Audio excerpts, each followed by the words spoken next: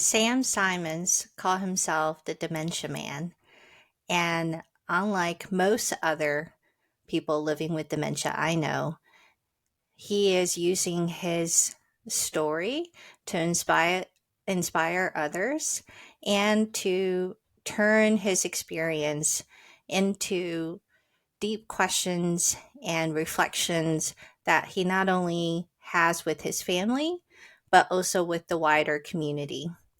This has to be the first episode where a guest made me cry, and I can't wait for you to take a listen for for the insight into how someone living with dementia can live a purposeful and meaningful life despite their diagnosis.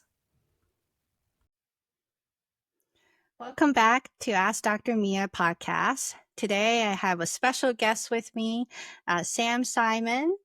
Sam has been a lawyer for a long time, and he's also a playwright. This is his, as he defines it, his fourth age. He worked for Ralph Nader's first advocacy group and has spent his career advocating for a number of different safety and disability rights. And he was diagnosed with early stage Alzheimer's disease in 2021. And since then, he has produced his own play called Dementia Man. And I'm really excited to have him join our audience today to talk more about his journey, as well as how being diagnosed with dementia has really, affected him, as well as his children and his family. So welcome to the podcast, Sam. Thank you very, very much for having me. And I love the idea that we can have a conversation that isn't just about me, because it affects all of us in our family. Absolutely. I know you have, written this self-produced and acted out play called The Dementia Man, where you shared some of how you were diagnosed, as well as your existential thoughts about the diagnosis and how the future may play out. But can you maybe share with us kind of what you had talked about with your children around that time or since then in terms of your own memory problems? Well, sure. And maybe if I can start and say I'm live in McLean, Virginia. I have a wife of 59 years, 6 months, 3 days, 24 seconds. No, 59 years. We're going to be It's a long 60 time. years in August 23rd, 2025. Yeah. And we have two adult children. Our son, his name is Marcus, same name as my father.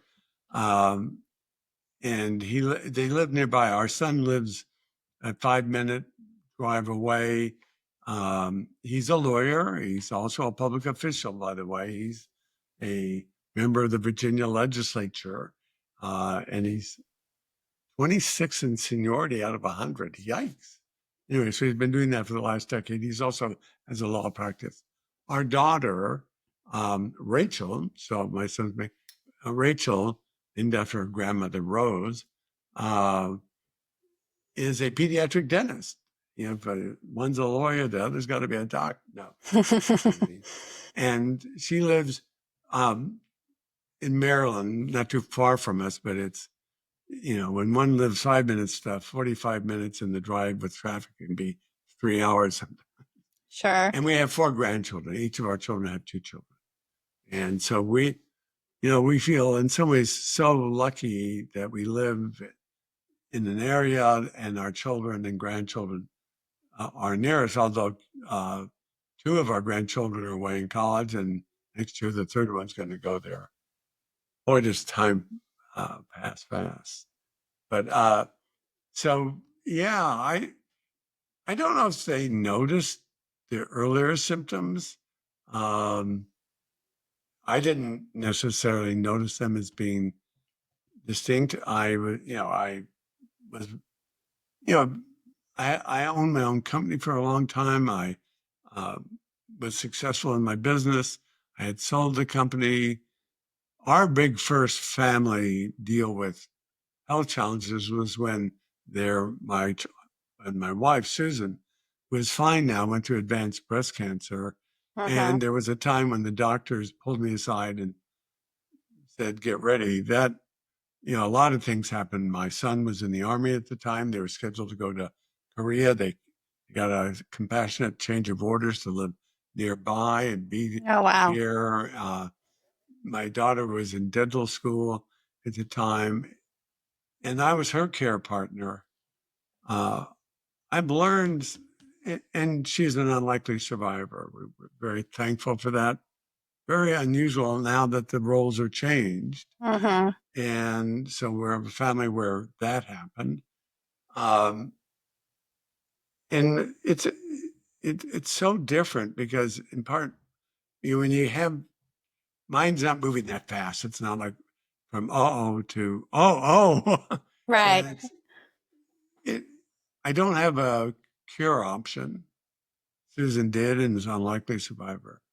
So the first thing we had to do, this happened in two phases. I was first diagnosed with mild cognitive impairment. Mm-hmm. So I knew something was going on, driving on the wrong side of the road. I'd get lost. I would occasionally lose what I call cognitive awareness. That is, one without my wife, I would just say, where are we? I just Uh-huh. didn't know. All of a sudden, nothing was familiar. And it Right. didn't last too long, but something was going on. Uh-huh. I don't know if it affected our kids as much because they're now settled, they're in their business, they have their families. But when we told them, they of course said, well, how can we help? What do we want to do? We didn't take drastic actions, but as you probably know, getting a mild cognitive impairment just meant I performed poorly on a standardized test Tess. Yeah. that's out there. It's the gold standard, right? That I'm tested against everybody who's just like me. The And I did 5 hour poorly. long test that you went 5 hour through. long test. Right. Right. And went through that. And, but then we were lucky. We finally got the ability. We went to Georgetown University here, hospital. We were recommended to it. And we tested, and there was a drug trial. And that's what enabled me to get, at the time, they didn't have the blood test or any other way. Uh-huh. I had to have a PET scan with contrast. They're $3,000 to $5,000 a piece. But now I've been nominated for a drug trial, and the sponsors of the trial paid for it. Sure enough, Right. I'm what's called amyloid positive. Positive. Right. And so the first thing we had to do is, well, the test results were sent to our new neurologist, not the first one who was so bad. And by the way, I've never had to have a terminal diagnosis delivered to me. I've empathized with you doctors. It's hard for doctors as well as a patient. Our neurologist wouldn't look up. He was looking down at the piece of paper. He sort of said, I think we're at a new diagnosis, and he sort of mumbles. Uh-huh. At any Yeah. rate, so we had to tell our kids. That was, and I'm curious, what was their reaction when you told them? it was loving. How can we help? They each wanted it, they're both very busy professionally and engaged, so they need to make their own arrangements, come have a meal together. We're Jewish and we're very involved in our synagogue, and so they actually wanted to come to services with us after it. It's a religious moment. Yeah. You've got It's an existential moment.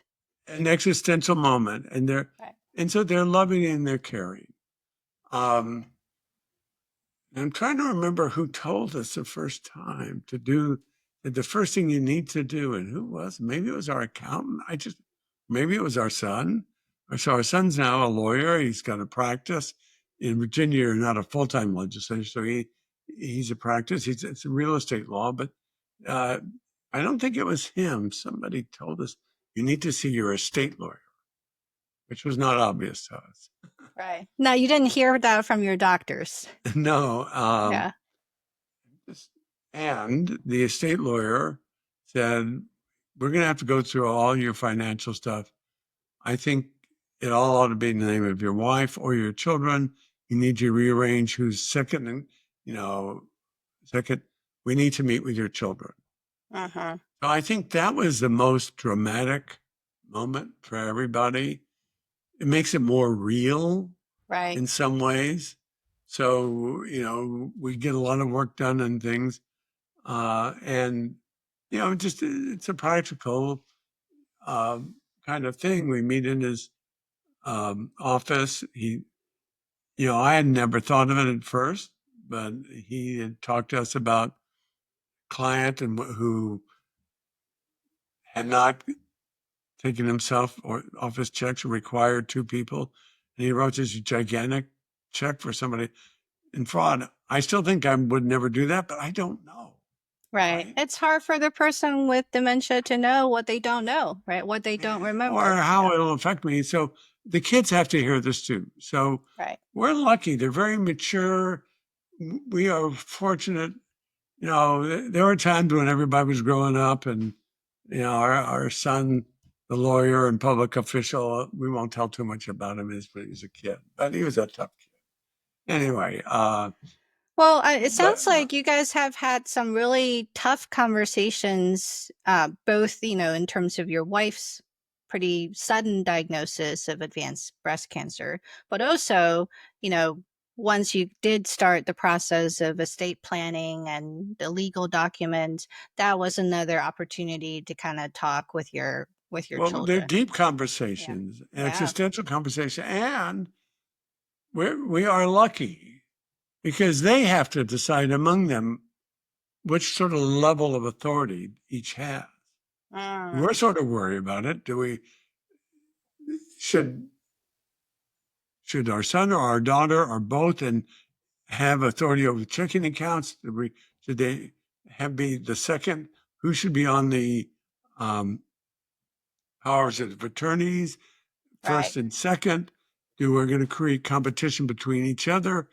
We're lucky in part because she's in the medical field and doesn't know her schedule, and she's further away. Right. And so our son is a lawyer, Primary. and B, Yeah. he's nearby. So Right. that has worked out. We've seen other families where that becomes issues. So Right. we know how lucky we are. And of course, my wife is first, but I don't own anything anymore. It's all my wife's trust. And again, then the disposition is there for, with our children, but it could have been to them too. So, and our son is second. Going through that in some ways is one of the most important things when you get a cognitive or dementia, because it's mildly cognitively impaired with dementia. I'm early stage. I've seen enough and believe enough that things can change in a moment. Right. And Right. I can do, as smart as I think I am, I can make stupid mistakes. And Well, not stupid, but mistakes that are caused by the disease. right. And they Not could right. cost our kids and our family a ton. Right. Our grandchildren are a little more cautious with me. I some In ways, what way? well, they're a little bit tentative, and I love that my grandson, who's just started Christian colleges, calls to talk to me. That's He great. didn't do that when he was away or before their diagnosis. And all the grandchildren are want to spend time. So now we've got a generation below the sandwich generation. But our children, was it because they went through it with my wife? I don't know. They seem to be, they're very busy people, but and they live near us. I don't know I think there's such value in being nearby and we don't hide anything from them. So they're aware. And I think, it occurs to me that if one knows more than the other and then they complain and one's Yeah. spending, spend that Sibling time. rivalry We and conflict. Yeah. we are so far. I don't take anything for granted. So far, so lucky with that, and they are deeply. Yeah, when I do the play, it is not just the couple of the family, those with the disease, but their children. That's Mm-hmm. it, that are there, that are affected, in some ways affected more. There's also a situation. Um, one of the advocacy pieces of my play is that I reject the idea, and one of its main features is accompanied suicide. Is I can live a meaningful life, and I should, because I want something about my own ultimate death too to contribute to the science going Mm-hmm. forward. There are people who believe that their illness will suck the resources out of the next generations. And Mm-hmm. our kids haven't needed to feel that. They've done really well financially, and they're secure. But you would like to leave something to them as well. The cost of the disease is huge, Tremendous. Yeah. and it can rob a, a family or us from anything for our children. And then we should be able, the state attorney said, we have enough resources. We should be able to be independent in the sense not have to live with them or count on them for their resources. But I've I've read an obituary of somebody I knew who decided to go to Switzerland because he didn't want to be too much of a burden for his family. Yeah. I hear that a And lot from older adults that they're more afraid of being a burden to their family than the disease itself in some sense. Yeah. I sort of interpret that financial. I could be wrong. It's Because both financial and kind of physical, emotional. Just to if you had to the live in their house and if they had to put up with you and rob them of opportunities to do things, and we're lucky so far. Um, we're looking for independent living for ourselves, and we can afford it at this time. yeah. Um, we don't know Well, if we're going to have to, but these you're are, planning ahead. You're we're planning trying ahead. to, but these are Yeah. so important set of issues. It isn't just Susan me. It isn't just me. Right. It is, um, For your whole now family. I have to, for our children. Now I have to say, I do leverage my son a little bit because he's a senior legislator of Virginia. And I'm not really happy with Microsoft these days because they're putting out new products that those of us with Constantly change, right? cognitive impairments have a harder time. Right. Uh, Well, I, yeah. I'm going to just tell you that I made my son ask him to use his influence to get me in touch with the Microsoft Disability Office, and I got some special treatment. But okay. What? Oh my goodness. Sam, you're not making it you're making people very jealous of your situation right now.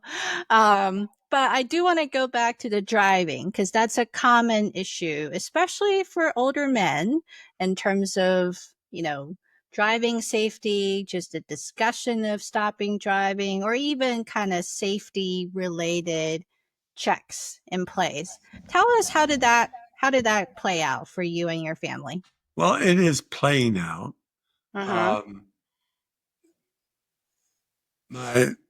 I should have done it earlier, but in Virginia, there's this um, requirement with the diagnosis that you go to a vocational rehabilitation location and be tested.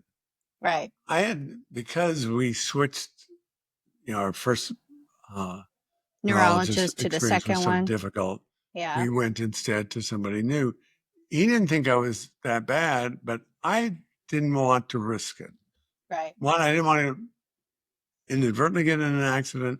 And two, for selfishly, I knew that even if I was in an accident and I might not have been at fault, the fact that I had Alzheimer's would It's a could risk our liability. resources and Yeah. maybe even make it seem like I was at fault. So I chose to be examined, and my doctor did a prescription. So this is a prescription thing. Interestingly, they do a prescription for examination, the vocational rehabilitation. And I hadn't thought about it. They do this a lot. There are people who lose an arm or can't walk This is well, with occupational therapy. Yeah. and so they first of all they test my cognition independent of the neurologist, which surprised me.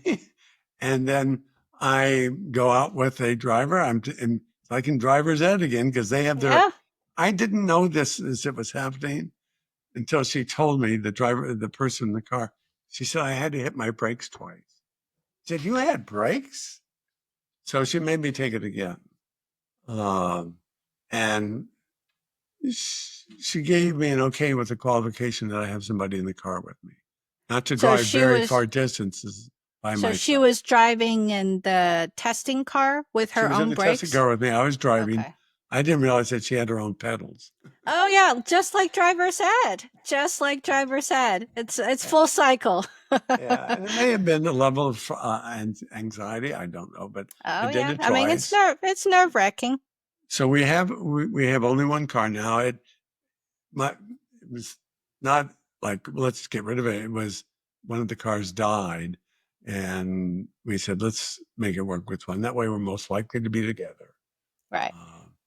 And Has that so right now, impacted your sense of independence or how you feel about yourself? I'm not that kind of guy. I mean, I Okay. don't want to be critical of others. I see it. I've heard it. I know people who I've heard other men say they're angry and frustrated. It happened in an era of Zoom, and so we can interconnect. There is this other issue, though, that's almost related, and that is, I don't call it loneliness, but what's the, I'm blanking on the word, but needing more, not be isolation. That's the word. Social isolation. Yeah. Social isolation. It's a challenge because you don't drive as much. Mm-hmm. I think a lot of the people we know don't know how to be around. They're worried or not comfortable being around, not sure There's a uh, stigma.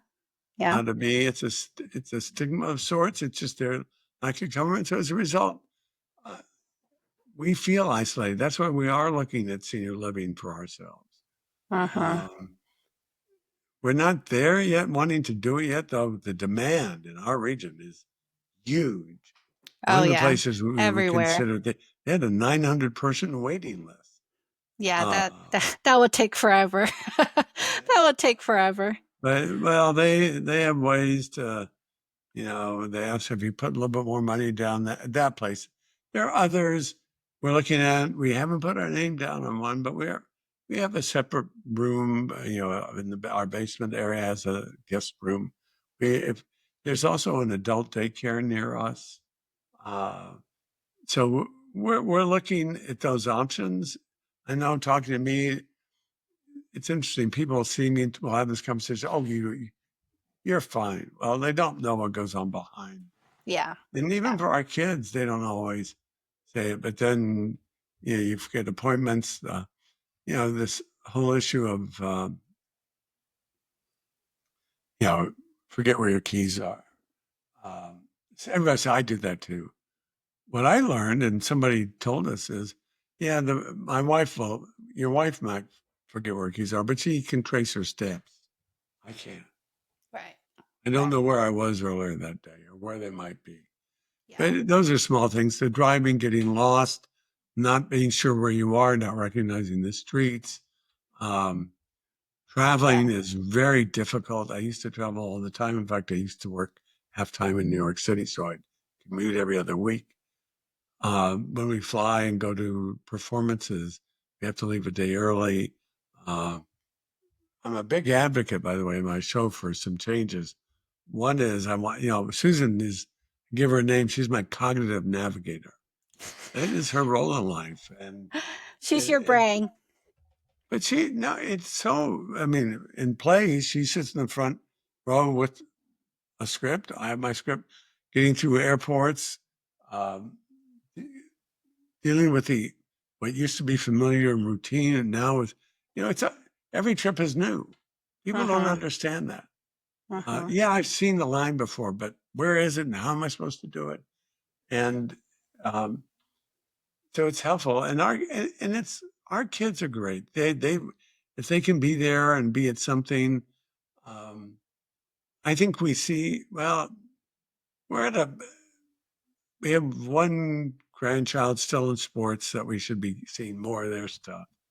But our grandkids are older. So we're Great. lucky in that way. But it is our children, right, that have in many ways, the biggest stake in our own. They have to know, well, they need to all of a sudden be in charge. Right. Now, Susan could do some, but she'll need the help. And we're lucky because we have Yeah. two really great children who have the ability and training and resources to be So of help. coming back to Susan for a bit, because she's your cognitive navigator, and that you are not only, doing the play, but you're also traveling a decent amount in terms of going to different cities. What I'm just curious, what's your mindset behind, you know, traveling and kind of pushing yourself perhaps outside of your daily comfort zones compared to say other people who are staying home or say, well, I'm not going to travel, I'm not going to change my routine. I'm just curious how you thought about this. Well, we've come to the conclusion, and she's been helpful. I mean, and that it's good for what I'm doing is good for me. That uh, we believe that my decline has been slower because it gives me meaning and purpose. Uh-huh. And I think I've had audience members tell me, I can still remember one. I almost see it. It was like one of my first uh, plays where somebody, we have a question and answer or discussion. The woman said her husband came home from getting the diagnosis, went into his bedroom and never came out. Now that was a figurative Uh-huh. speech. He became deeply depressed. He didn't go back to work. He quit things, and that isn't. I mean, you can understand it. And the need to be involved in things that give us meaning. Yeah. Uh, Susan, during her diagnosis, she's, first of all, I'm lucky for another reason. She spent 14 years working in a senior living center. She was Oh, director of wow. marketing and admissions at a senior living with a memory center. So she spent times marketing to people who had a spouse or somebody with memory problems, and she Uh-huh. was familiar. So, well, in some ways, we're very lucky, and I'm glad you're talking to people who are lucky. Not everybody goes in. Like, I don't want to say it that way as they go into the ditch. There are a wide array of Different experiences symptoms as and there are experiences. people. Yeah. And so she had a certificate in gerontology and worked 14 years in assisted living and had a memory center. So it's been helpful to her and how to deal with me. She needs, like everybody else, and I'm good with it, to be able to um, get her time off. The most serious thing that we've experienced, if you want that, Uh-huh. is one of my experiences is one of my symptoms is agitation. Huh. And I remember the moment where I'm not mad at her. I'm mad at myself, right? I can't figure it out. It's not working. But that hit her. Huh. Now, I knew it was an accident, but she wasn't sure. And so we had to talk to Susan wanted to talk to a social worker. Uh-huh. And she pushed me. We had to do it. And we did it over Zoom. And she could tell the social worker, she couldn't say it directly to me. And even though I was on Zoom, it gave her a sense of some safety. She said she was afraid that I might hurt her one day. And Yeah. it was so important for me to hear that. And to be aware of that. And so develop a plan. If I became agitated or physical, what to do and who to call. And I'm more aware of that, even though the explosions I can't stop them. I'm very aware of not trying to physically flam, and Move your arms. Yeah. and if she sees it mounted, she knows to step back a little bit. Not that I would go after her, Right. but again, I don't think I'm not from Mars. I hope every family that sees this and begins to sense that as a risk, that they know, how to handle it. I'm lucky both in the fact that I can do this play at all, and then doing it in senior living centers and the like, that I can learn from them just being there and hearing and seeing how they work. And it's useful for me. And Susan is trained. So I've got to train a person who worked in a senior living facility, being as my As your wife, as your cognitive navigator. and Yeah. my cognitive navigator and love partner. Yeah. We all have those dual, and this is important. I think I said it before. But we have these dual roles. Uh-huh.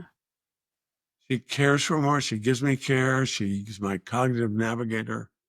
But there's the emotional side of seeing me change, because I'm going to be someone else eventually, unless some other cause of death. But this disease is progressive, and at some point, there'll be a different person in this body, not a different thing, by the way. That's why I hate the word dementia.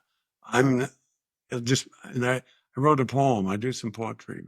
Uh-huh. And the poem is, I wonder what the Sam of me then will know about the Sam of me that now. I mean, it's bad. That's why I hate the word dementia. This disease progression, when you can't change, I can't undo it. I can't go around being, why me? Oh, poor Sam. Because I can't change it. It is what it is. I can live it as best as I can. And that's not easy. But if I'm doing it as if I've been punished by God or for any other reason, and it's unfair to me, and it is what it is, but what I can choose to do is to try to live it the best that I can, with purpose and gifts that I might give to others. And I also think that my wife and I, Susan, are blessed to have each other. And we work really, really hard, and not, and this is, I would hope, if there's a message for any families that you can't change it. You can only There are all accept sorts it. of techniques. The yes anding.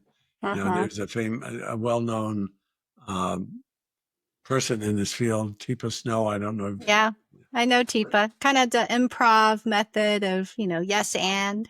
Yeah. But and I've been trained in that. My theatrical work started with theatrical improv.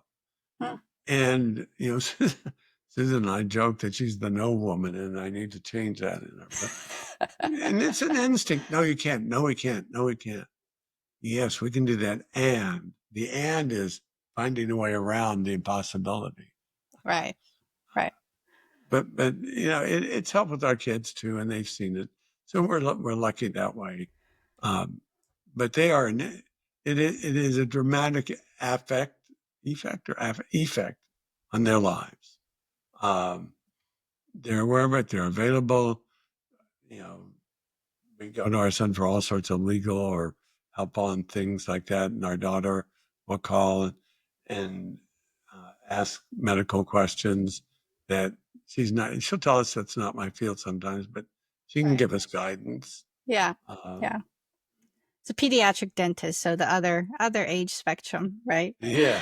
But yeah, I think, I think it's been amazing to kind of see an example of someone who, like you, who have chosen to be proactive and to continue to use this experience and this diagnosis to make meaning and to, you know, interact with other people, because most people, in fact, probably unconsciously choose the opposite, which is to withdraw. And it's easy. And look, as I tell people, a lot of people won't say anything. Don't want people to know I'm loud about it. But the reactions are often, "Oh my God, that's so terrible. I'm so sorry." Oh, if anybody's listening, the right answer is, "Oh, I'm sorry you have that. Um, Anything I can do, or is there something that, how's it going?" Rather than, Yeah. "Oh, that's so terrible. You're gonna die, you poor thing." Right. You don't want people's pity. I mean, nobody wants people's pity. But I am curious as to what you think, in what way you have changed since getting the diagnosis. There's a little bit of greater urgency in my life. Hmm. Um, that's a one. I'm accepting. There's a phrase in Judaism. I don't know if it's Hebrew, it's Yiddish. I don't know. It's part of Passover. Passover's coming up. The word's Dayenu. I don't know if you've heard I'm that. not familiar with that one. Dayenu, there's even a song. And it means it would be enough. If this were my last day, Dayenu, it would have been enough. Hmm. I live in gratitude. I'm lucky. We come from both from very modest families. We didn't, we worked our way up. We've done it well. Uh, Maybe because on our first anniversary of marriage, her mother died 2 weeks before our anniversary. Oh, My wow. father died 2 weeks after our first anniversary. Oh, my goodness. I've lost a sister. She lost, we are so grateful for each other. And I want to give a shout out to one other person in my life. It's my secret girlfriend. No, it's not. I call her my girlfriend. She's not living now. She passed away. Her name is Len Fielder. And I was on the board of directors of the World Institute on Disability. So I worked in that field. Lynn was on the board with me. We met back then. Lynn at 30 was diagnosed with Parkinson's. And Wow. we became really close friends. And she had me, in fact, the day I met her, for some reason, she insisted we have lunch. And she said, "I'm not poor Lynn with Parkinson's, poor me. I am Lynn Fielder with Parkinson's, and I'll be the best of that the world has ever seen." You know what I learned from Lynn? I am Sam Simon with Alzheimer's disease, and I will be the best of that the world has ever seen. And Wow. it was a new concept of embracing your life and you with what you are and has come. Yes, we can work on things like our jobs and things with what we have, but there are things we can't change. Hmm. And I don't separate the Alzheimer's from myself. I can't, but I embrace it. And so that is the life I'm living. And it's not,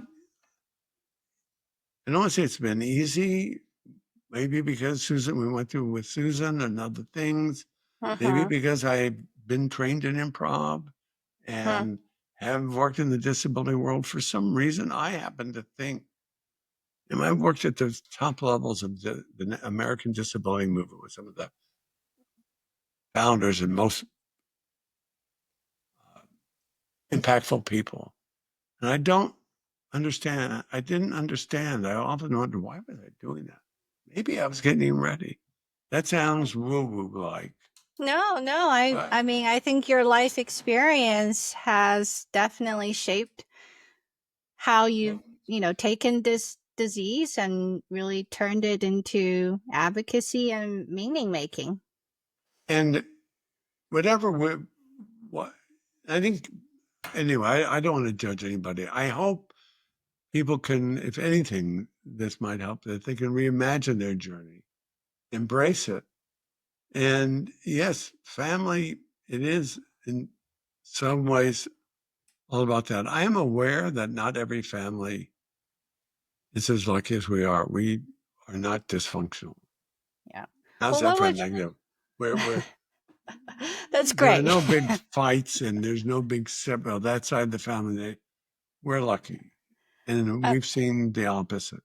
right. Um, So I'm curious in terms of, and this is our sort of my final question for you is, what would you want to tell to, say, perhaps the adult children who are listening now, who might be, watching their older parents have the same memory problems that you're experiencing?